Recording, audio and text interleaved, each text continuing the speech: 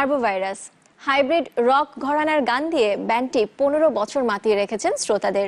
বেশ কিছু একক গানের পাশাপাশি প্রকাশ করেছে 3টি অ্যালবাম। গত 13 জানুয়ারি আসে তাদের তৃতীয় অ্যালবাম বিশেষ দ্রষ্টব্য। এই অ্যালবামের মিউজিক ভিডিও তৈরি করতে লাইভ কনসার্টের আয়োজন করেছে ব্যান্ডটি। রবিবার সন্ধ্যায় ঢাকা বিশ্ববিদ্যালয়ের টিএসসিতে অ্যাকুস্টিক ভার্সন নিয়ে হাজির হয় আরবোভাইরাস। শুধুমাত্র গানের ধারাই নয়, রক সঙ্গীতকে জীবন দর্শন মেনে 2002 সালে সুরের ভুবনে যাত্রা শুরু করা ব্যান্ড আরবোভাইরাস। ব্যান্ডটির সবশেষ অ্যালবাম বিশেষ দ্রষ্টব্য প্রকাশ পায় চলতি বছরের জানুয়ারিতে।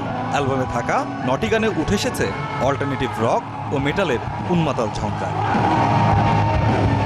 সে গানগুলোকে অ্যাকুস্টিক ভার্সনে মুক্তি দিতে আরবোভাইরাস তৈরি করছে মিউজিক ভিডিওর অ্যালবাম, নাম বিশেষ দ্রষ্টব্য, সরাসরি সম্প্রচার। কনসার্টে গানের পরিবেশনা এবং দর্শকদের প্রতিক্রিয়া নিয়েই তৈরি হবে ভিডিওগুলো।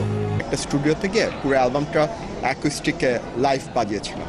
তো এটা হচ্ছে এবং ভিডিও করা হয়েছিল। তো এটা আসলে 3টা গ্রুপের মিলনে একটা প্রজেক্ট। সমাজ আমাদেরকে কিভাবে ইনফ্লুয়েন্স করছে এবং তখন আমাদের ভিতরে কি হচ্ছে ওই জিনিসটাই নেওয়া, মানে নিজেকে দেখা, কিন্তু সেটা হচ্ছে সমাজের রিফ্লেকশন। দর্শকদের নিয়ে লাইভ মিউজিক ভিডিও তৈরির এই উদ্যোগ শ্রোতাদের মধ্যে ব্যাপক সাড়া পেয়েছে বলে জানালেন ব্যান্ডটির সদস্যরা।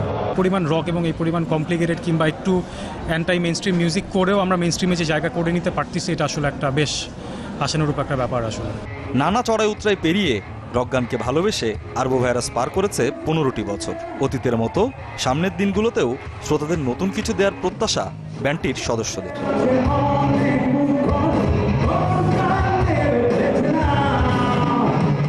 শাহরিয়ার শিশির, চ্যানেল 24, ঢাকা।